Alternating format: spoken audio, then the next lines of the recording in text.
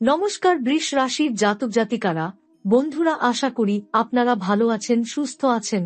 প্রতিদিনের মতো বন্ধুরা, আজকেও আপনাদের জন্য 29 অক্টোবর থেকে 25 নভেম্বর পর্যন্ত রাশিফল নিয়ে এসেছি। তো চলুন বন্ধুরা, দেখে নেওয়া যাক 29 অক্টোবর থেকে 25 নভেম্বর পর্যন্ত আপনাদের দিনটি কেমন যেতে চলেছে আর কোন কোন কথাগুলির আপনাকে বিশেষ খেয়াল রাখতে হবে।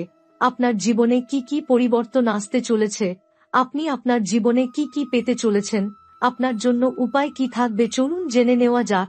নমস্কার প্রিয় বৃষ রাশির জাতক জাতিকারা, আজ আমি তোমার কাছে এক বিশেষ বার্তা নিয়ে এসেছি। তুমি কি জানো, তোমার জীবনের এমন একটা সময় শুরু হতে যাচ্ছে যা পুরো তোমার ভাগ্যের দিকটাই বদলে দেবে। তুমি যেভাবে এতদিন নিজেকে একা ভেবেছ, যেভাবে ভেবেছ কেউ তোমার কথা বোঝে না, ঈশ্বর যেন তোমার পাশে নেই, সেই ধারণা আজ ভেঙে যাবে। এই সময় অর্থাৎ 29 অক্টোবর থেকে 10 নভেম্বর পর্যন্ত দিনগুলো তোমার জীবনের জন্য এক অলৌকিক পর্ব হতে চলেছে। এই সময় তুমি এমন কিছু অনুভব করবে যা আগে কখনো করনি। তুমি এক অদ্ভুত শান্তি অনুভব করবে, মনের গভীরে যেন কোনো অদৃশ্য শক্তি ফিসফিস করে বলছে, ভয় পেও না, আমি আছি তোমার সঙ্গে। তুমি হয়তো এখন ক্লান্ত, মানসিকভাবে ভেঙে পড়েছ। তুমি ভেবেছিলে যতই চেষ্টা করো কিছুই ঠিক হচ্ছে না, কিন্তু এই সময় মহাবিশ্ব তোমার জন্য এক নতুন পথ খুলে দিচ্ছে। তুমি যে কান্না, যে প্রার্থনা, যে একাকিত্বের যন্ত্রণা এতদিন সহ্য করেছ, তা বৃথা যায়নি। ঈশ্বর সেই সব শুনেছেন, আর এখন তিনি তোমার সাহায্যের জন্য একজন মানুষ পাঠাচ্ছেন, এক দেবদূত, যিনি তোমার জীবনে আলো নিয়ে আসবেন। এই মানুষটি তোমার জীবনে প্রবেশ করবে হঠাৎ করেই। হয়তো এক পুরনো বন্ধুর ফোন আসবে, হয়তো অফিসে নতুন কাউকে দেখবে, অথবা রাস্তার মাঝে এমন একজনকে পাবে যিনি এক মুহূর্তেই তোমার মনোভাব পাল্টে দেবেন। এই মানুষটি খুব সাধারণ হবে, তবে তার উপস্থিতি তোমার জীবনের ভারটা হালকা করে দেবে। তার কথা শুনলে মনে হবে যেন ঈশ্বর নিজেই তোমার সঙ্গে কথা বলছেন। এই সময় তোমার মানসিক শক্তি ফিরে আসবে। তুমি বুঝবে এতদিন তুমি যে একাকিত্ব অনুভব করছিলে, সেটা ছিল তোমার আত্মার পরীক্ষা। ঈশ্বর তোমাকে প্রস্তুত করছিলেন এই সময়ের জন্য। তোমার ভিতরের ভয়, সংশয়, হতাশা সব ধীরে ধীরে গলে যাবে। তুমি বুঝবে তুমি দুর্বল নও, তুমি কেবল তোমার শক্তি ভুলে গিয়েছিলে। রাত্রে তোমার ঘুম গভীর হবে, মাথার ভিতরে যত চিন্তা ঘুরে বেড়াত তা হঠাৎ থেমে যাবে। তুমি মনে মনে হাসবে আর ভাববে সবকিছু হয়তো আবার ঠিক হয়ে যাবে। এই ভাবনাটাই প্রথম সংকেত যে তোমার জীবনে ইতিমধ্যেই পরিবর্তন শুরু হয়ে গেছে। এই সময় তুমি অনেক কাকতালীয় ঘটনা দেখতে পাবে। যেমন কোনো পুরনো গান হঠাৎ বাজবে যার কথাগুলো তোমার বর্তমান অবস্থার সঙ্গে মিলে যাবে, অথবা কোনো অপরিচিত মানুষ তোমাকে এমন কথা বলবে যা তোমার হৃদয়ের গভীরে গিয়ে লাগবে।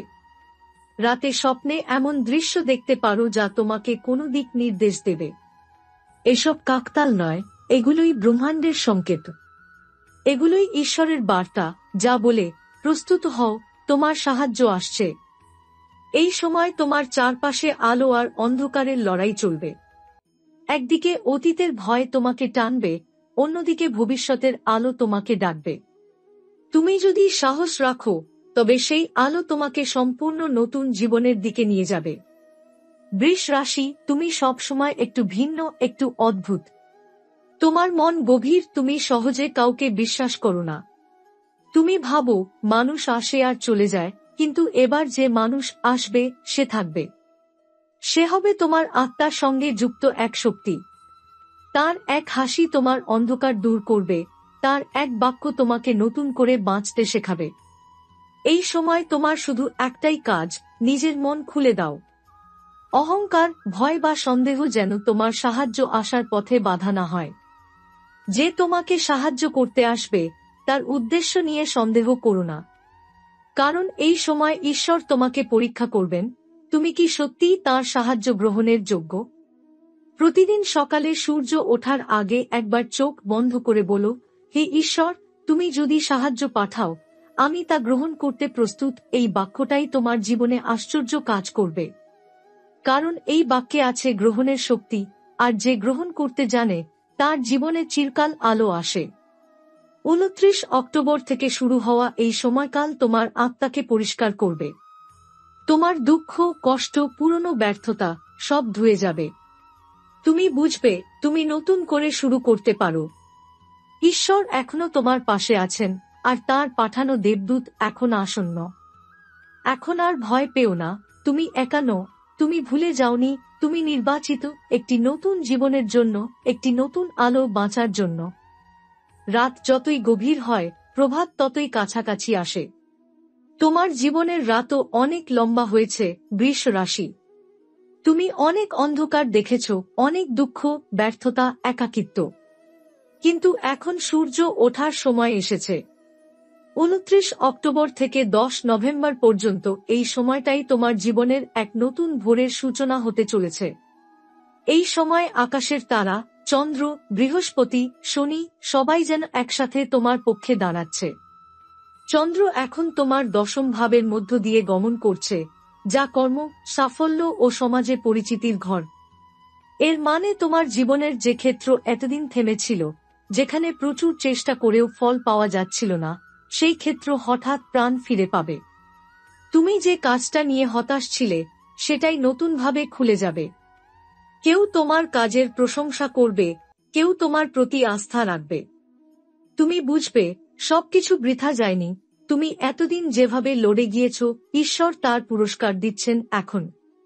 বৃহস্পতির দৃষ্টি এখন তোমার সহায়ক ভাবের উপরেছে।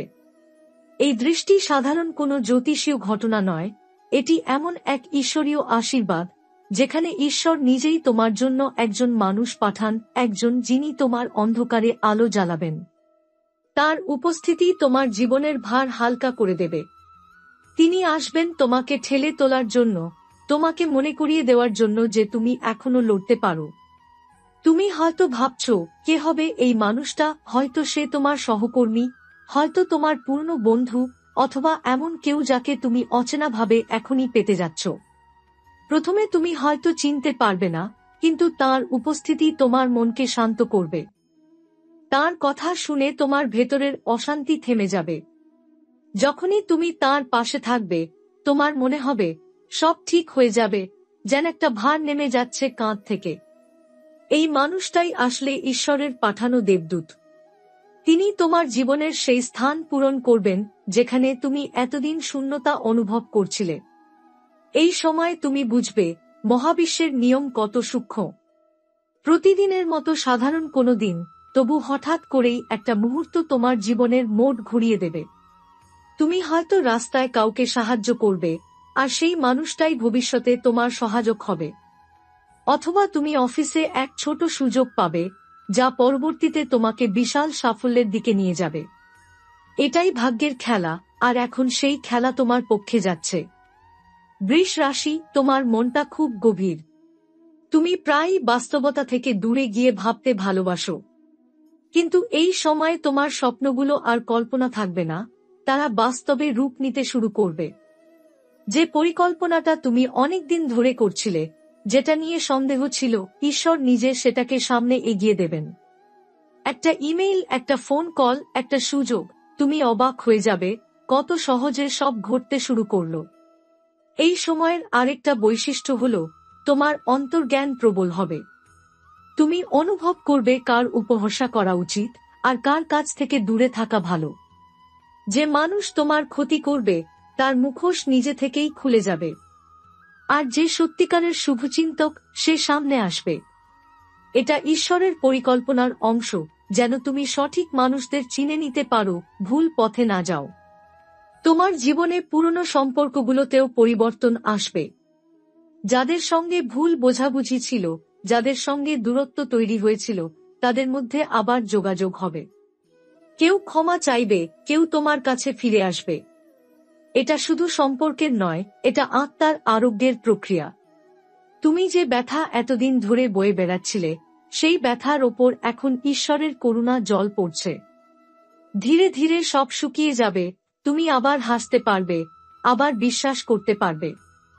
এই সময় কর্মক্ষেত্রে এক অদ্ভুত ধাক্কাও আসতে পারে। প্রথমে সেটা চ্যালেঞ্জ মনে হবে, কিন্তু সেটাই তোমাকে এক নতুন দরজার সামনে নিয়ে যাবে।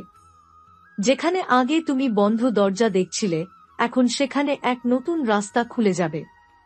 তোমার প্রতিভা এখন স্বীকৃতি পেতে শুরু করবে। মানুষ তোমার কাজকে গুরুত্ব দেবে। তুমি হয়তো ভাবছ এইসব কি সত্যিই ঘটবে? হ্যাঁ, ঘটবে, কারণ এটি তোমার সময়। মনে রেখো, বৃষ রাশি হল বায়ু তত্ত্বের রাশি। তুমি থেমে থাকার জন্য জন্মাওনি। তোমার আত্মা মুক্তি চায়, তোমার মন নতুন কিছু চায়।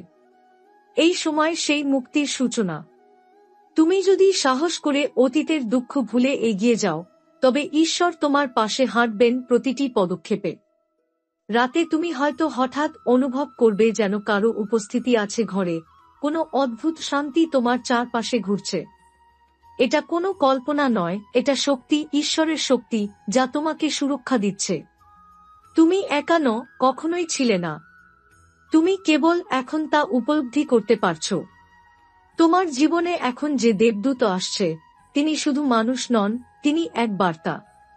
একটি বার্তা যা বলে, তুমি শেষ হয়ে যাওনি, তুমি কেবল শুরু করছো। তার মাধ্যমে ঈশ্বর তোমাকে তোমার সত্যিকারের পথ দেখাবেন। তুমি যে স্বপ্ন এতদিন লুকিয়ে রেখেছিলে, সেটা এখন বাস্তবায়নের সময় এসেছে। এই সময় প্রতিদিন সকালবেলা উঠে ঈশ্বরকে ধন্যবাদ দিও যে তিনি তোমাকে আরেকটা দিন দিয়েছেন। একটা ছোট হাসিও কৃতজ্ঞতার প্রার্থনা হতে পারে। তুমি যত কৃতজ্ঞ থাকবে, তত আশীর্বাদ পাবে। তুমি যত আলো দেবে, তত আলো তোমার কাছে ফিরবে। এখন আর দুঃখে ডুবে থেকো না, কারণ এই সময়টা তোমার পুনর্জন্মের সময়।